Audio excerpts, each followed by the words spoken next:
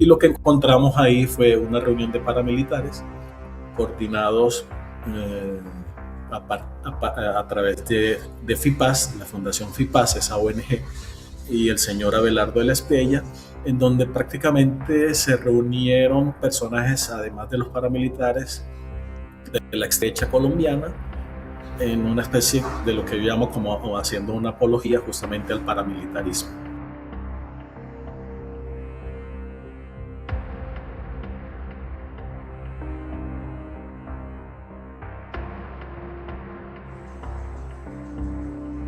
Hace 22 años, el profesor Óscar Horcasitas logró entrar a Santa Fe de Ralito, Córdoba, donde se adelantaba un foro en pleno proceso de paz con las Autodefensas Unidas de Colombia. En este relato, cuenta cómo logró ingresar al evento organizado por la Fundación FIPAS, creada por el hoy presidente electo Abelardo de la Espriella. Cómo le quitaron su cámara por grabar situaciones aparentemente prohibidas, y cómo tuvo que pedirle al mismísimo Salvatore Mancuso que se la devolviera.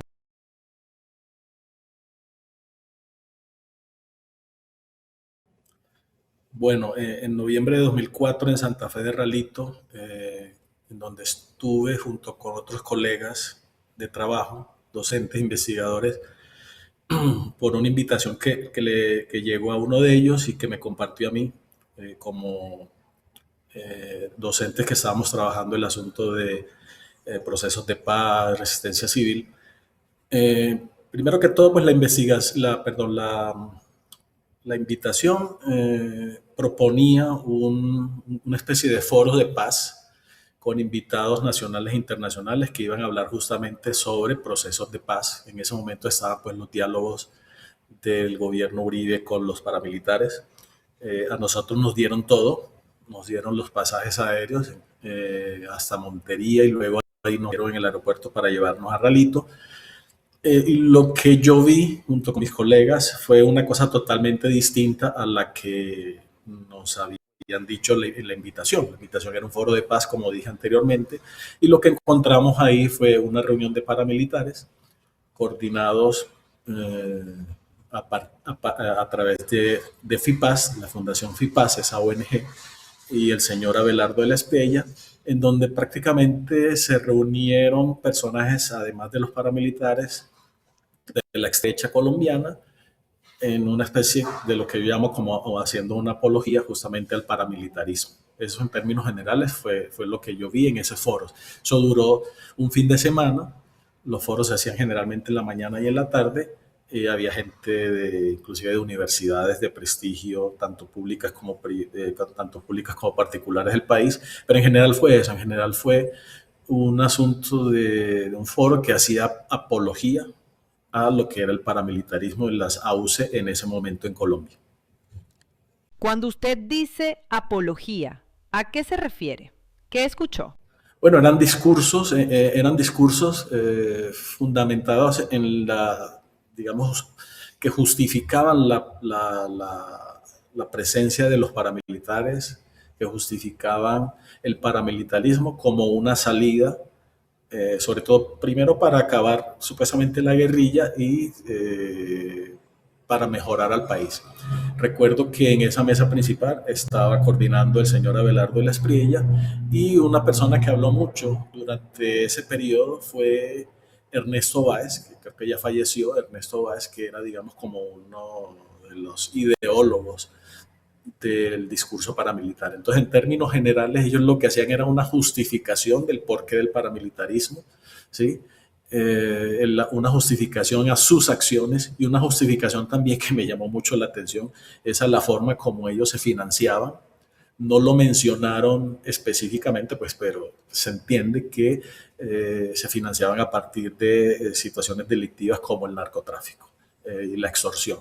¿Sí? Entonces, ese discurso chocó mucho para nosotros como docentes, pues justamente por la invitación inicial, que era pues una invitación para una especie de reconciliación, de hablar sobre la paz. Inclusive uno de los invitados que aparecía, digamos, inicialmente en ese foro era Rigoberta Menchú, Premio Nobel de Paz. Es cuando nosotros decimos, bueno, Rigoberta Menchú es un personaje que ha luchado por la paz en América Latina, en Guatemala, Premio Nobel, y pues el asunto tiene un asunto enfocado justamente a la reconciliación. Pero lo que escuchamos nosotros ahí, personalmente yo también, fue justamente la justificación la justificación a las acciones paramilitares, a la justificación al estamento paramilitar y las acciones que ellos hacían en pos, en comillas, de pacificar al país. ¿Cuál fue el papel de Abelardo del Espriella ese fin de semana? No, el papel de Abelardo era coordinar como, yo no sé si él era presidente o gerente, no sé cuál era el cargo, creo que era un directivo de la Fundación FIPAS. Él coordinaba toda la parte logística y todas las mesas de trabajo que se hicieron ahí en Ralito. Era el personaje central. Él estaba en la mesa principal, en el centro, y quienes lo acompañaban eran pues los principales cabecillas paramilitares, que yo recuerde estaba Salvatore Mancuso, estaba Ernesto Báez, estaba también Don Berna, Julián Bolívar, Macaco, ¿sí? Todos esos personajes estaban ahí en ese encuentro y como dije anteriormente, inclusive también personas de la extrema derecha, personajes destacados de la extrema derecha colombiana, gente de universidades, tanto públicas como particulares, periodistas, incluso algunos periodistas de medios corporativos, ¿sí? Que no estaban justamente, no participaban en la mesa, pero que sí estaban ahí con algún nexo seguramente con alguno de los jefes paramilitares. Eso fue lo que yo vi en ese momento durante esas 2 sesiones que fueron un fin de semana completo. Usted, pasado el tiempo, más de 2 décadas, reconoce a alguien que estuviera con Abelardo del Espriella que hoy sea público. Pero sí, off the record, o sea, porque eso no se grabó, porque eso fue una reunión, digamos, informal, sobre todo en la noche, en donde estábamos alojados nosotros. Nosotros nos alojaron justamente en unas habitaciones tipo camas camarote que estaban en el mismo lugar donde se alojaban los principales cabecillas pues, de la SAUC. Julián Bolívar, pues prácticamente nosotros compartíamos lo que era el desayuno, el almuerzo y la cena con ellos. En la primera noche, sí, eso sí recuerdo, estaba Carlos Alonso Lucio, ¿sí? Una reunión informal ahí con nosotros y otros personajes universitarios, y Vivian Morales. Ese día sí estaban ahí en la noche, esa fue la primera noche que nosotros estuvimos ahí, un viernes en la noche, tarde, y Ernesto Báez. ¿Sí? Eso sí recuerdo. Sí, luego, posteriormente llegó, me parece que fue el sábado en la tarde llegó. Llamó mucho la atención porque supuestamente él no se había acogido pues, a los diálogos de paz con el gobierno y lo estaban buscando, pero llegó con una gran comitiva Jorge 40, el famoso jefe paramilitar del Caribe.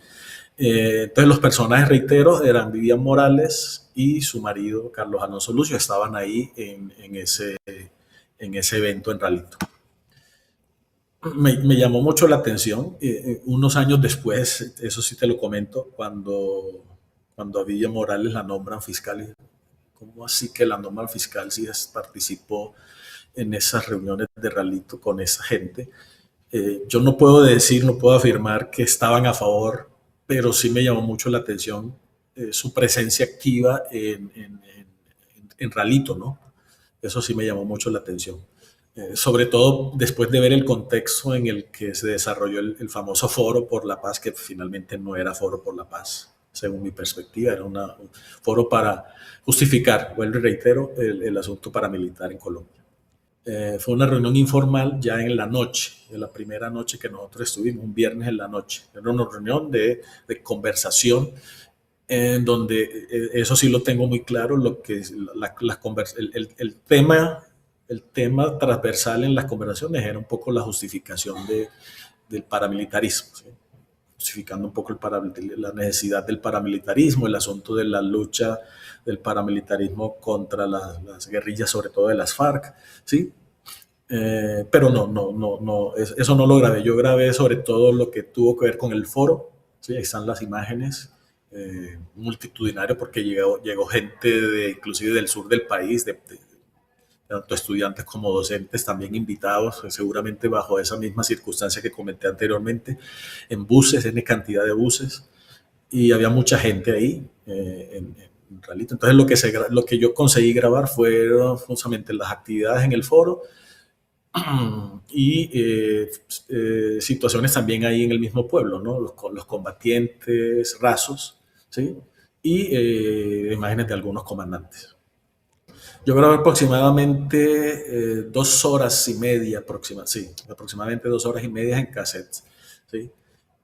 Yo, o sea, las circunstancias, lo siguiente, yo estaba trabajando en un momento con un documental sobre resistencia civil y pues la invitación que me hizo el colega al que le llegó la invitación pues de esta famosa fundación FIPAS era justamente eso, comunidades de paz, resistencia civil, y aproveché, yo llevé la cámara, creo que era la única cámara de video que había en ese momento en Ralito. Llevé la cámara, digamos, como para hacer registro de eso. Mi ilusión, la verdad, fundamentalmente era hablar con Rigoberta Menchú, la Premio Nobel de Paz, pero bueno, terminé grabando pues jefes paramilitares, combatientes y todo este show que montó FIPASA y haciendo alusión pues a todo lo que era la estructura paramilitar.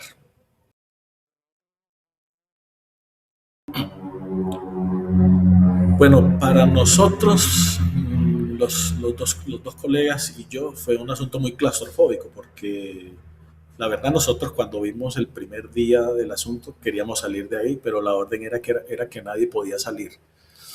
Sí, esa fue la orden. Nadie podía salir hasta cuando terminara el evento, que fue la noche del domingo, si no me falla la memoria. Eso quisiera que me describiera, ¿cómo era Lo ese que lugar? vi yo, pues, un contraste muy, no sé si absurdo será la palabra, pero un gran contraste entre la vida que llevaba y donde vivían los jefes paramilitares. Ralito, la verdad es, no sé si es un corregimiento, no tengo claro eso, no recuerdo. Era un poblado muy pobre, calles, todas las calles de tierra, gente muy humilde, campesinos, la gran mayoría. Y en medio de de un apartado en el pueblo, una casa lujosa donde se alojaban los principales jefes paramilitares, me llamó mucho la atención. Era prácticamente un hotel, tenían cocineros particulares, meseros particulares, buena comida, buena bebida. Me llamó mucho ese contraste, la pobreza extrema del ralito tradicional con la vida de estos personajes ahí, comandantes paramilitares. ¿Usted sabe si Abelardo durmió en esa misma casa donde dormían los jefes paramilitares? No tengo certeza. Yo sé que nosotros, por ejemplo, la primera mañana, que fue la mañana del sábado, compartimos desayuno con algunos de los comandantes, pero no tengo certeza si él se alojó ahí. No lo vi tampoco en la hora del desayuno. Él sí llegó por nosotros en una camioneta para llevarnos pues al foro. Supongo que habría dormido en otro lado, pero él llegó después en una camioneta, nos recogieron en unas camionetas a los que estábamos alojados ahí y nos llevaron, que tampoco era muy lejos, más o menos 5 minutos del alojamiento donde estábamos hasta el lugar del foro, que era una cancha de fútbol. ¿Sí? Pero no tengo la certeza, no puedo decir ni no, que estuvo alojado ahí. Yo sé que él llegó temprano en la mañana, después del desayuno, a recogernos para llevar, en una camioneta para llevarnos al lugar del foro. ¿Usted se subió en la camioneta con él o en otra camioneta? No recuerdo, la verdad. No sabría decir, la verdad no recuerdo, hace tanto tiempo que no recuerdo. Pero sí recuerdo que nos recogieron una camioneta donde en una de ellas iba él, pero no recuerdo si él iba con nosotros, la verdad. ¿Usted tuvo interlocución con él en algún momento ese fin de semana? No, yo tuve interlocución esa noche, la primera noche, como dije, con esos personajes, Vivian Morales, Lucio y unos docentes que yo no conocía de universidades particulares de Bogotá, y Ernesto Báez.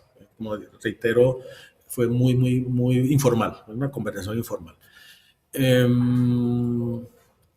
Y con jefes paramilitares también de manera informal, sobre todo en las comidas, pues no era donde coincidíamos, sobre todo en el desayuno, porque algunos sí estaban alojados ahí donde nosotros nos estábamos quedando. Recuerdo si hablamos muy coloquialmente con Julián Bolívar, eso sí lo recuerdo perfectamente. Y en algún momento logré hablar con Mancuso por una situación muy particular, y es que un personaje, no recuerdo el nombre de él, que me vio grabando, se mosqueó un poco con la cámara, me quitó la cámara y me dijo que porque estaba grabando. Y no, mira, estoy grabando porque pues, eso es importante. Me quitó la cámara, dijo que no me la iba a devolver. Me tocó hablar con Mancuso, el comandante Mancuso, pasó esto y esto y esto. El personaje habló con Mancuso y bueno, el último día en la noche, cuando ya yo daba por perdida la cámara y las imágenes, la cámara supuestamente las habían editado, pero cuando yo llegué a mi casa encontré que el material estaba intacto. Digamos, en el foro como tal no, que era multitudinario. Recuerdo que estaba, por ejemplo, en ese foro también José Galat, que creo que ya falleció. Se me cortó en una parte donde decía que usted creyó que ya iba a perder la cámara. Sí, ese personaje que era supuestamente el jefe de comunicaciones de FIPAS y de los paramilitares, me vio grabando una tarde de sábado y me dijo que porque estaba grabando, me quitó la cámara y me dijo que no estaba permitido. Y ya yo he grabado aquí toda la mañana, me quitó la cámara. Entonces yo, pues, era cámara personal, no era cámara del trabajo, sino era una cámara mía. Y yo hablé después, la última noche, hablé con Mancuso, Salvatore Mancuso, y le dije, comandante Mancuso, me pasó esto y esto y esto. Eh, por favor, si usted me ayuda para que me devuelva la cámara. Mancuso llamó a ese personaje, me devolvió la cámara y dijo, no, esto lo editamos porque había imágenes que no convenía que tuvieras ahí. Pues, listo, pero devuélvame la cámara. Me devolvió la cámara con el cassette que tenía en ese momento. Cuando yo llegué a mi casa, ya al día siguiente, en la mañana, vi el material y estaba perfecto, no editaron nada, no se cortó nada, ni se dañó nada. Era más como para asustarme un poco. Pero la verdad es que cuando uno está rodeado de gente armada 24 horas sí da un poquito de susto, ¿no? Me dijo usted que ese personaje era el jefe de comunicaciones de FIPAS. Sí, sí, él se presentó como jefe de comunicaciones, no recuerdo, era un personaje con acento paisa, que era el jefe de comunicaciones, sí. Hoy, No sé si de FIPAS o de los paramilitares o de los dos, pero siempre estaba ahí como pendiente, un tipo joven, en esa época tendría unos 30 años, y con acento paisa. ¿no recuerda su nombre? No, no, no recuerdo el nombre. Creo que no, no recuerdo el nombre. ¿Y pasadas 2 décadas lo ha reconocido en algún escenario? No, la verdad que no. Eh, 20 años y en esa época el señor estaba bastante joven. Me dijo usted que estuvo en la noche con Carlos Alonso Lucio y Vivian Morales. Ahí hubo algo de interlocución. ¿Recuerda de qué hablaban ellos? ¿Cuáles eran sus comentarios? No, en general, una reunión muy, muy informal y en general hablando sobre lo que era el proceso con el paramecismo, el asunto de las guerrillas, una cosa muy general, no así como un tema en específico, el asunto de las guerrillas, el avance de la guerrilla, el problema de las FARC y los diálogos pues con el gobierno Uribe. Sí, sí me llamó la atención, y esa es una percepción muy personal, sí la cercanía, digamos, como la familiaridad entre este par de personajes, sobre todo con Ernesto Báez, ¿sí? Y como reafirmando ese discurso, ¿no? Un poco lo que dije anteriormente, la justificación de la estructura paramilitar, del origen y la consolidación de la estructura paramilitar como contrapeso pues al avance de la guerrilla. Y eso me llamó mucho la atención porque pues yo a Lucio sí lo conocía de su trayectoria en el M-19 y todo lo que estuvo envuelto, y pues Vivian Morales también, era una política que había sido ministra o algo así. Entonces me llamó mucho la atención que estuvieran ahí con tanta cercanía y tanta familiaridad con este comandante paramilitar Ernesto Báez y ¿Cómo Julián se, Bolívar también.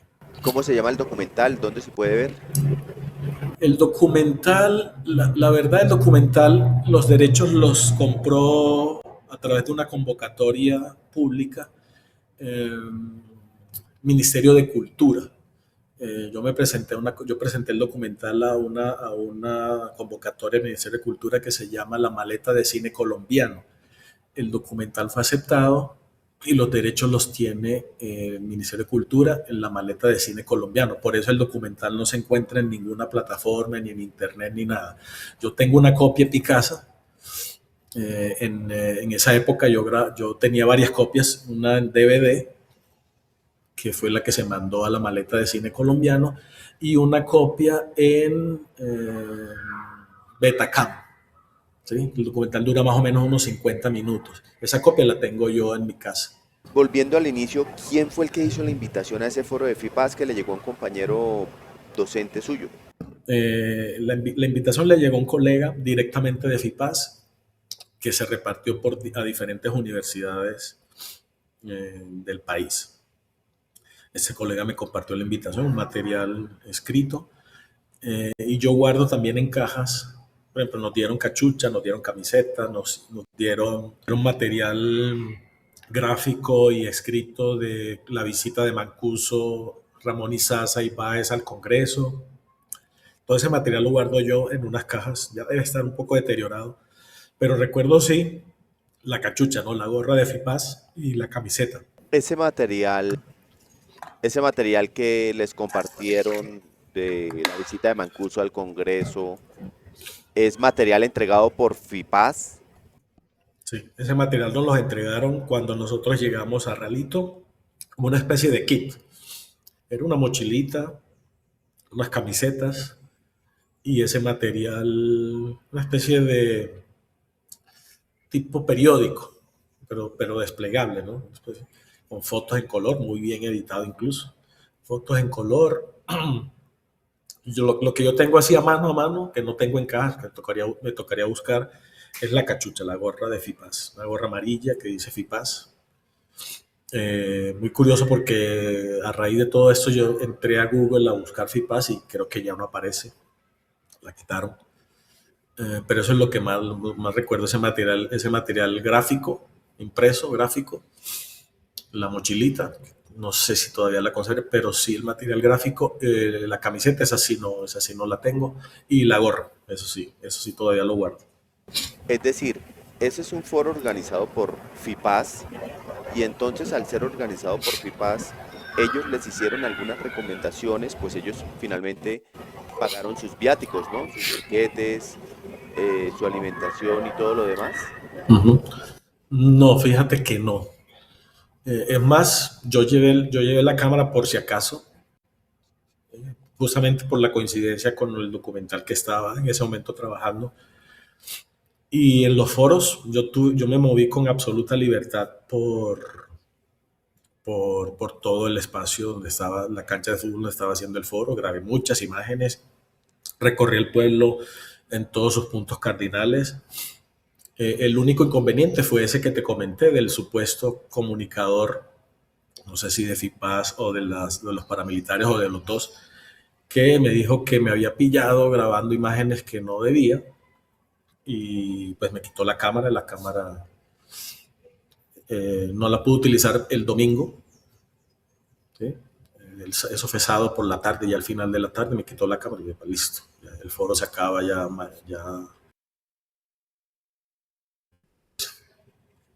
El domingo en la tarde pues hubo como un acto ahí como de despedida y ahí estaban, me llamó mucho la atención porque estaban personajes de universidades particulares y públicas de la región. Estaban haciendo el lanzamiento del libro de Mancuso también, eso era una especie de rockstar, todo el mundo tomándose fotos y pidiendo autógrafos. Y ahí dio la oportunidad que el señor Mancuso quedó un momento solo y fue cuando yo le hablé y le dije lo de la cámara y pues a los 10-15 minutos llegó este personaje, comunicador, y me devolvió la cámara. Pero en general yo no tuve ningún tipo de restricción, ni hubo nada que ellos dijeran, mira, aquí no se puede hacer esto. Ellos me vieron con la cámara, estuve con la cámara todos los días grabando muchas imágenes y no hubo, digamos, como ninguna advertencia ni ninguna llamada de atención, salvo esa situación que ya comenté anteriormente. Y en cuanto al foro, en el foro usted recuerda si ¿Había alguna intención de impedir, no sé, extradiciones, de apoyar un tipo de política a favor de los paramilitares? Lo que yo más tengo presente es la charla de Ernesto Báez, donde pues de cierta manera justifica la actuación paramilitar. Y me llamó mucho la atención lo que dije anteriormente sobre su financiación. Él inclusive hizo un desglose de lo que costaba un ejército paramilitar. Dice, mire, un soldado cuesta tanto el día, la alimentación, el uniforme, el desplazamiento, todo el material bélico. Y él decía, eso sí, nunca se me olvida, nosotros no podemos ir a un banco a que nos den un crédito para esto. Usted ya sabemos, textualmente, que de dónde nosotros tenemos que conseguir el dinero, ¿no? Entonces, era justamente el narcotráfico. No lo dijo textualmente, pero pues se entendió que la única forma era narcotráfico, extorsión, toda esa parte delincuencial. Sí, eso me llamó mucho la atención. Era un tipo que tenía eso era un tipo que tenía una oratoria muy grandilocuente, como se dice coloquialmente, y defendía con vehemencia todo el proyecto paramilitar. De hecho, pues él era el ideólogo de las autodefensas. Los otros comandantes eran más bien, digamos, menos participativos, por así decirlo. ¿Sí? Y bueno, la coordinación, reitero, que hacía de todo este evento y de las charlas ahí en el foro del señor Abelardo de la Espriella. ¿El papel de Abelardo se suscribió solo a dar la palabra?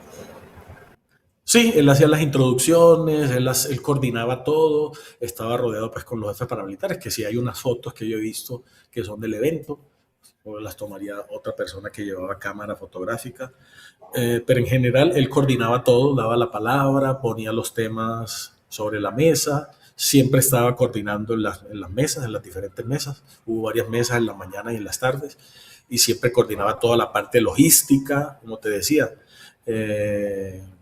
Se encargaba pues del transporte de nosotros, que la alimentación y el alojamiento estuviera ok, ¿sí?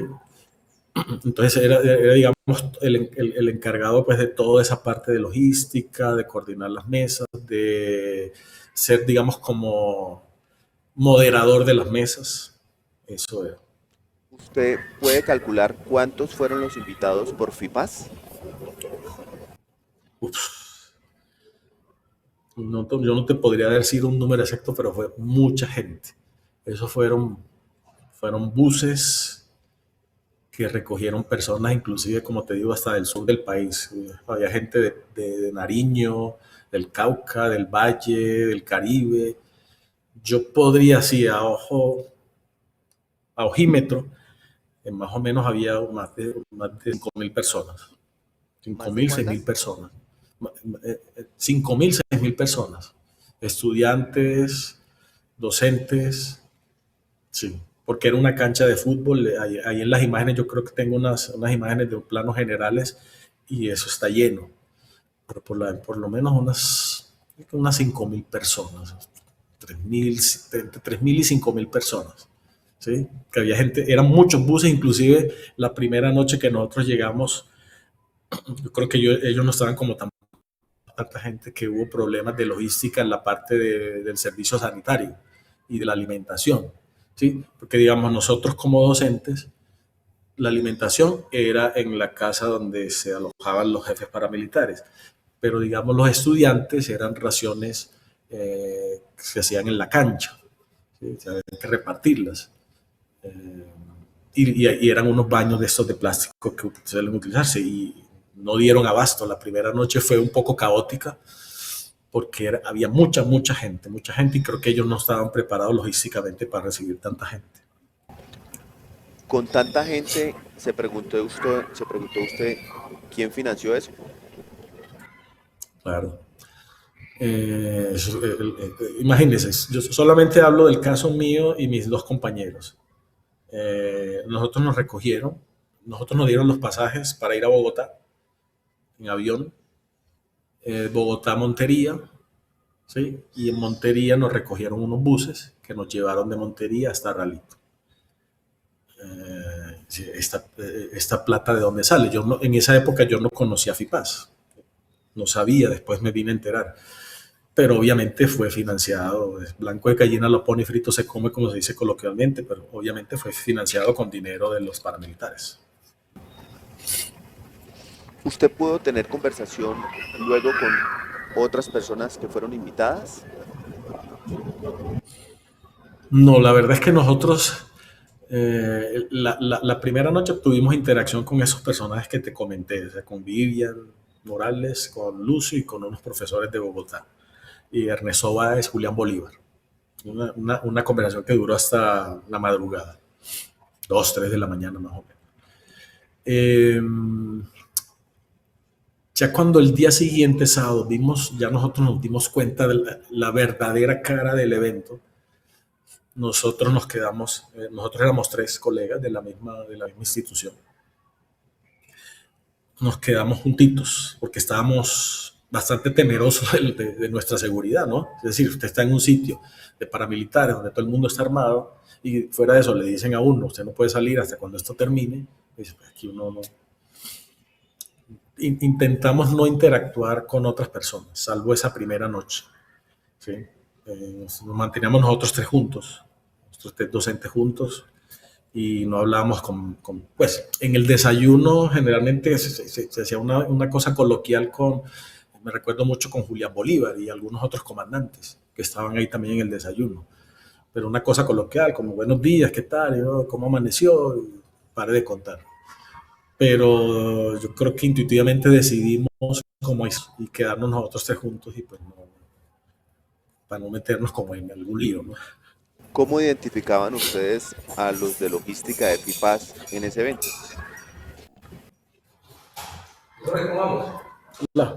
No, pues mira, a nosotros, este señor de la estrella nos dijo que nos íbamos a alojar en esa casa que te conté, donde estaban los comandantes.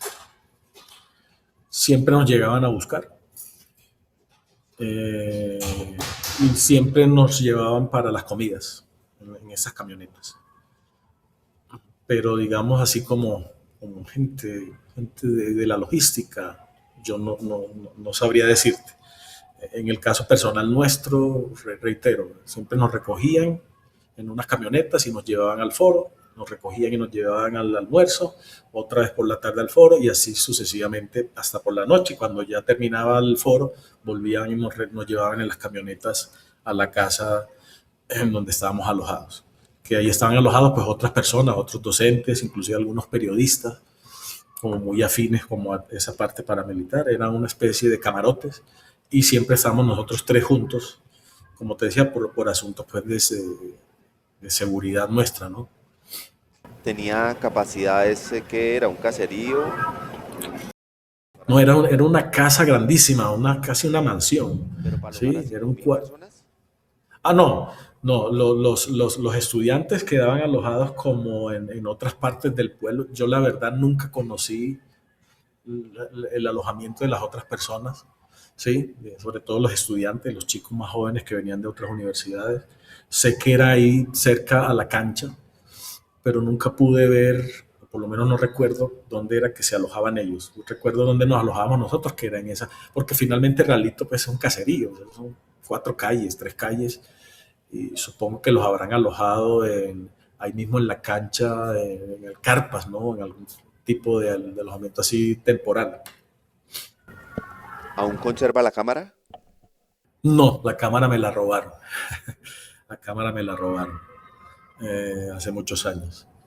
Pero está todo el material pues, que yo grabé en Ralito que tiene Ignacio en MiniDB.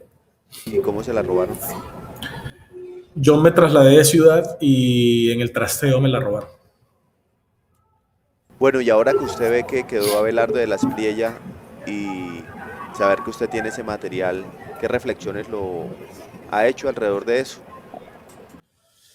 Pues mira, cuando yo vi, para hablar un poquito antes, en retrospectiva, cuando yo vi que este personaje empezó a tener voz y voto en los voz e imagen, perdón, en los grandes medios corporativos, me llamó mucho la atención, pues porque ya yo lo conocía de esa situación.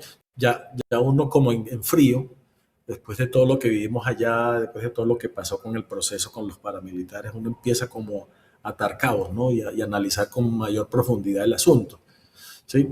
Decía, este personaje era de FIPAS, FIPAS era esto, FIPAS era, Google lo decía, Wikipedia lo decía, para hablar, digamos, de una fuente que consulta mucha gente, que era una fundación controversial y que supuestamente estaba financiada por dinero del narcotráfico. Entonces, si tú estás con paramilitares, hablas como paramilitar, te dices como paramilitar, haces digamos, como la asociación. Me llamó mucho la atención cuando este personaje empezó a tener esa participación política en los medios. A mí me parecía eso aberrante, que le dieran imagen y voz a ese personaje. Me pareció mucho más aberrante que se presentara como candidato. Y todavía me indigné más cuando este personaje gana la primera vuelta, que es cuando yo digo a un colega aquí en la universidad, mira, yo tengo este material, ¿cómo hacemos para que, no sé, la gente lo conozca y algo pase?